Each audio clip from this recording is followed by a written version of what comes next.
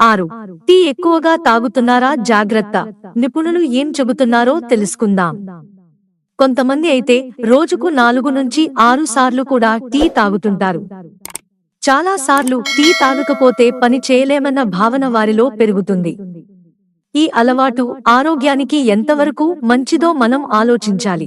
విద్యార్థులు, ఉద్యోగులు, ఇంటి పనులు చేసేవాళ్లు టీ తాగితే ఉత్సాహం వస్తుందని అనుకుంటారు. దాంతో కొన్ని సమయాల్లో టీ తాగడం తప్పనిసరి అవుతుంది.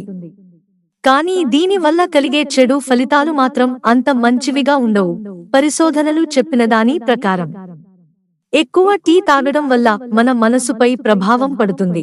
ప్రశాంతత కోల్పోవడం, ఆందోళనతో ఉండటం, నిద్ర పట్టకపోవడం లాంటి సమస్యలు ఈ అలవాటు ద్వారానే వస్తాయి. టీలో ఉండే కెఫెన్ మన నాడీ వ్యవస్థను ఎక్కువ ఉత్తేజాన్ని కలిగిస్తుంది.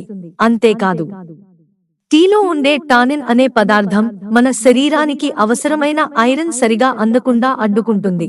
దీనివల్ల రక్తహీనత లాంటి సమస్యలు వచ్చే అవకాశం పెరుగుతుంది. ముఖ్యంగా ఆడవాళ్లలో, పిల్లలలో ఇది మరింత ప్రమాదకరం. ఇంకా తీవ్రమైన విషయమేంటంటే, క్యాన్సర్ చికిత్సలో ఇచ్చే కీమోథెరపీ మందులపై కూడా ఎక్కువ టీ తాగడం చెడు ప్రభావం చూపుతుంది. టీ తీసుకునేటప్పుడు కొన్ని రసాయన క్రియలు జరిగి చికిత్స తక్కువగా పనిచేసే పరిస్థితి ఏర్పడుతుంది.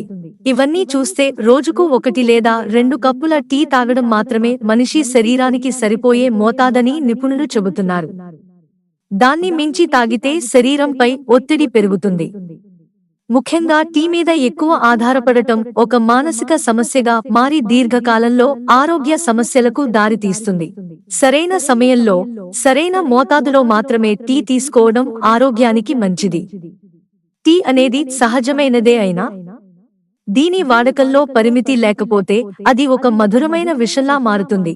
టీ తాగడం ఒక అలవాటు కావచ్చు, కానీ అది ఒక బాధ్యతతో కూడిన అలవాటుగా ఉండాలి. ఎక్కువ టీ తాగడం వల్ల వచ్చే సమస్యలు ఆరోగ్యాన్ని పాడు చేయకుండా ఉండాలంటే రోజుకి 1 లేదా 2 కప్పులకే పరిమితం కావడం చాలా మంచిది. మిత్రులారా, ఛానల్ సబ్స్క్రైబ్ చేసుకోవడం మర్చిపోకండి. ధన్యవాదాలు.